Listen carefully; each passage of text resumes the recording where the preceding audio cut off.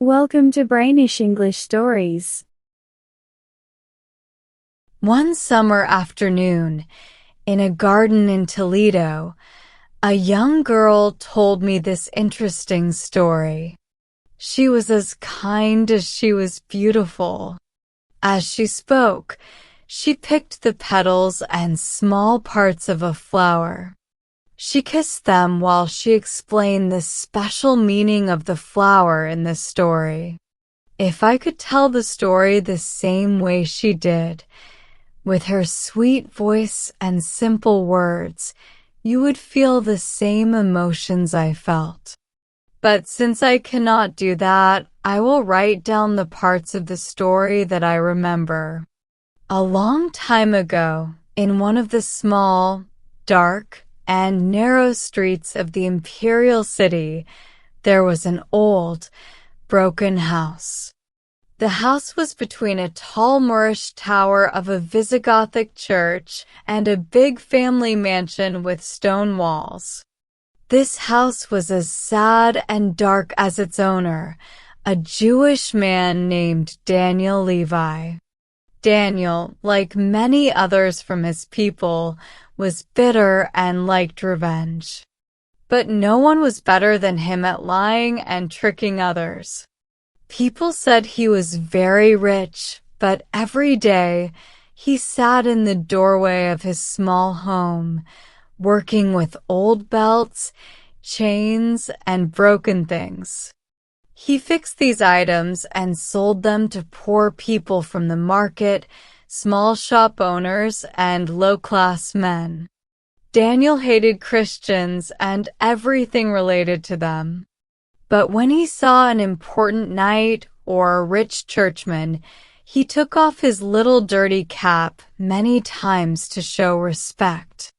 When customers came to his shop, he bowed low and gave them big, fake smiles. Everyone in Toledo knew about Daniel's famous smile. No matter how badly people treated him, he never stopped smiling. The neighborhood children threw stones at his house to make him angry. The young men from the castle called him bad names. The old Christian women made the sign of the cross when they walked past his door, as if he was the devil himself. But Daniel kept smiling. His smile was strange and hard to understand. His thin lips moved under his big, hooked nose, which looked like an eagle's beak. His small, green eyes, hidden under thick eyebrows, shined with anger. But still, he did not stop working. He hit his little hammer on the anvil, fixing old, rusty things that seemed useless. Above the door of his small house was an old Arabic-style window, left from when the Moors ruled Toledo. The window was decorated with colorful tiles. A green, healthy climbing plant grew from inside the house and covered part of the window.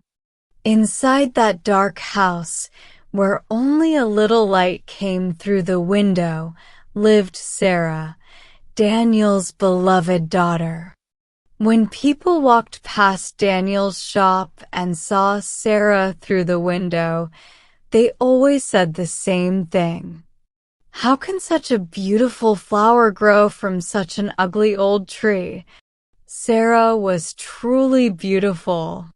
Her big eyes, under long black eyelashes, had a small bright light, like a star in the night sky. Her lips were red and soft, as if a fairy had carefully made them. Her skin was pale and clear, like white stone on a statue. She was only 16 years old, but her face showed wisdom beyond her years. She often let out soft sighs, like a girl just beginning to understand love. The most important Jewish men in the city were amazed by Sarah's great beauty. Many of them asked to marry her. But Sarah did not care about their love. Even when her father told her to choose a husband so she would not be alone in the world, she refused. She gave no reason except that she wanted to stay free. One day, one of the men who loved her got tired of her rejections. He thought her sadness must mean she had a secret. So, he went to Daniel and said, "Daniel, do you know that our people are talking about your daughter?" Daniel looked up from his work for a moment.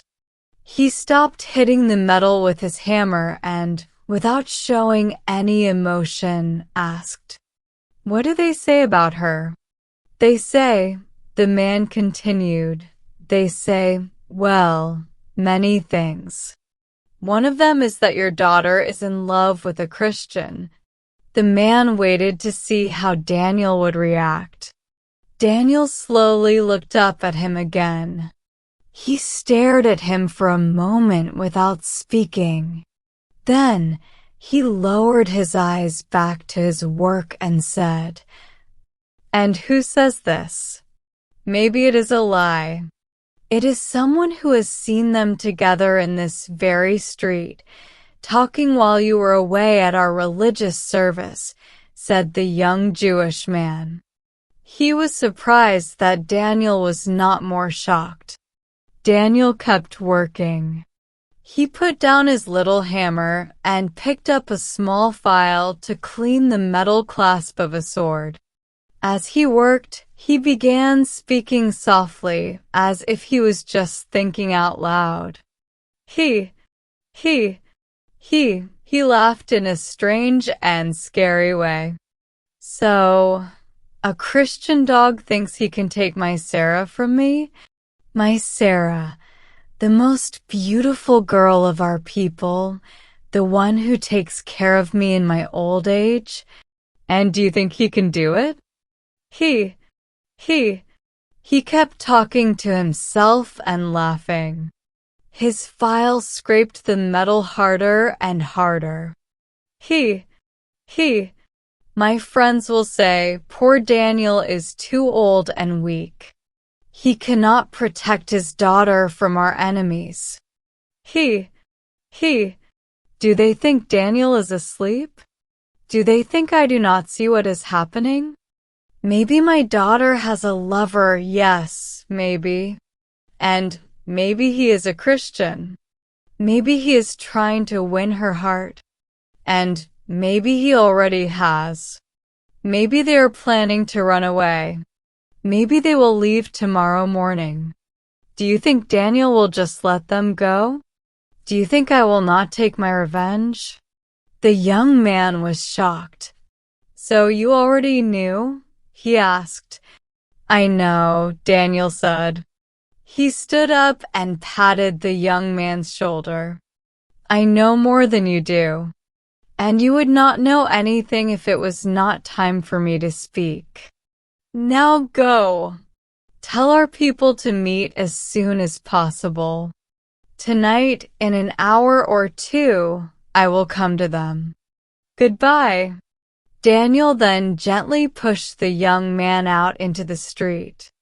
He slowly picked up his tools and locked the door of his little shop with strong bolts and bars.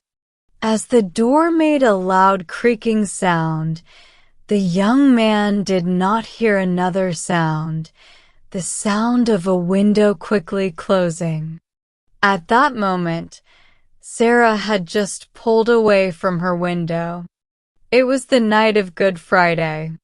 The people of Toledo had just finished a special church service in their great cathedral.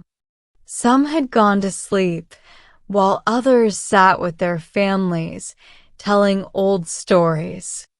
They talked about legends like the Christ of the Light, a statue that was stolen by Jews, but left a trail of blood, leading to the thieves.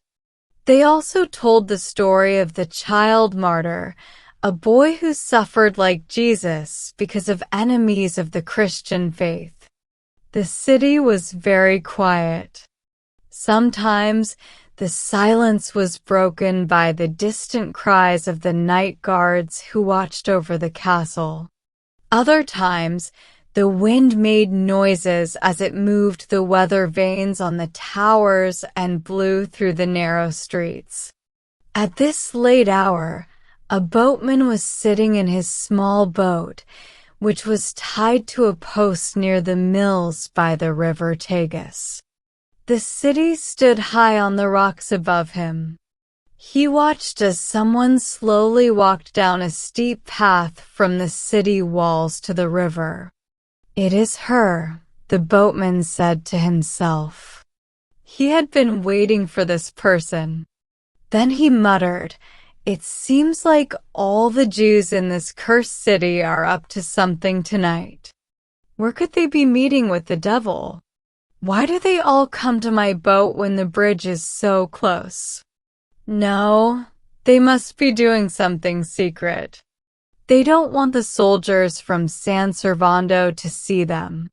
But well, they pay me good money, and that's all I care about." The boatman sat down and got his oars ready. When Sarah, because it was her, jumped into the boat, he untied the rope and started rowing to the other side of the river. "How many people have crossed the river tonight?" Sarah asked. It seemed like she already knew something about what was happening. "I can't count them," the boatman replied. "A lot. It looks like tonight will be their last meeting." "Do you know why they are leaving the city at this hour?" she asked. "I don't know," he said. "But I think they are waiting for someone who is coming tonight. I don't know why they want him, but I don't think it's for a good reason." Sarah sat in silence for a few moments. She was thinking deeply. "My father must know about our love," she thought. "He is planning something terrible. I must find out where they are going, what they are doing, and what they are planning. If I wait too long, he could die." Sarah suddenly stood up. Her heart was beating fast, and she wiped her cold, sweaty forehead with her hand. At that moment, the boat reached the other side of the river. "Friend," Sarah said, throwing some coins to the boatman and pointing to a small, winding road between the rocks, "is that the way they go?" "Yes," the boatman answered. And when they reached the place called the Moor's Head, they turned left. After that, only the devil and they know where they go. Sarah started walking in the direction he had pointed. The boatman watched as she moved through the dark path, sometimes appearing, sometimes disappearing behind the rocks. When she reached the high point called the Moor's Head, she stood for a moment. The moonlight showed her dark figure against the night sky. Then she disappeared into the darkness. On the path where the small church of the Virgin of the Valley stands today, there were old ruins long ago. These ruins were from a very old Byzantine church, built before the Arabs came to Spain. At that time, the church was broken and empty. In front of it, there were big stones covered with wild plants and thorns. Some pieces of the church lay on the ground, here, the top of a broken column, and there, a stone with strange carvings of leaves, monsters, and human faces. Only the side walls and some broken arches covered in ivy were still standing. Sarah arrived at the place the boatman had told her about. She stopped for a moment, not sure which way to go. Then, She walked with strong, determined steps toward the old church ruins. Her heart was beating fast, and she had a bad feeling. And she was right. Inside the ruins, a group of Jews had gathered, led by her father, Daniel. But he was not the quiet, gentle old man from his shop. His eyes were full of anger, and he looked like a different person. He gave orders, pushed people to work faster, and made sure everything was ready for something terrible. He had been planning this for a long time, even while working at his anvil in Toledo. Sarah, hidden in the shadows, saw everything. She almost screamed in horror. By the light of a fire, she saw some men lifting a heavy cross. Others were making a crown of thorns, and some were sharpening large nails. A terrible thought came to her. She remembered old stories she never believed. People said that Jews secretly killed children in cruel rituals. She always thought these were lies to hurt her people. But now she saw it with her own eyes. It was true.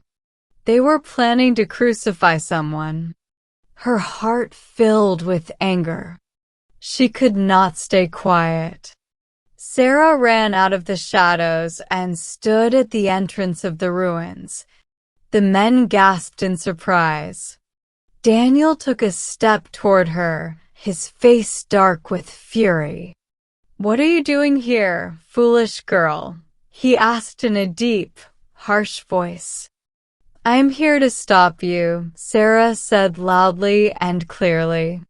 "Shame on you. Your victim will not come. I warned him. He is safe." Daniel's face twisted in rage. "Sarah, this cannot be true.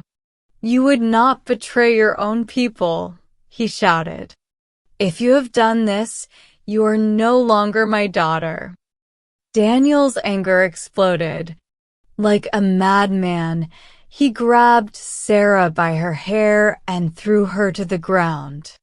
He dragged her toward the wooden cross, as if an evil spirit had taken over him.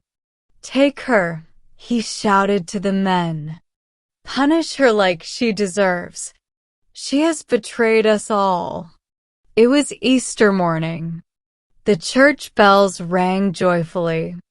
The people of Toledo celebrated, playing games and shooting arrows at straw figures of Judas, just like they still do in some villages today. Daniel opened his shop as usual. He smiled at the people passing by, just like always. His little hammer hit the anvil again and again. But the window of Sarah's room stayed closed. The beautiful Jewish girl was never seen again. Many years later, a shepherd found a new kind of flower near the old church ruins. It was a climbing plant, and its petals had strange shapes. They looked like the tools used in Jesus' crucifixion. The shepherd took the flower to the archbishop. People searched the ruins and found something shocking. They found the skeleton of a woman. Near her bones were the same tools of the crucifixion. Nobody knew who she was, but for many years, people honored her memory. They kept her remains in a small chapel. And the flower? Today, it is a common plant. We call it the passion flower.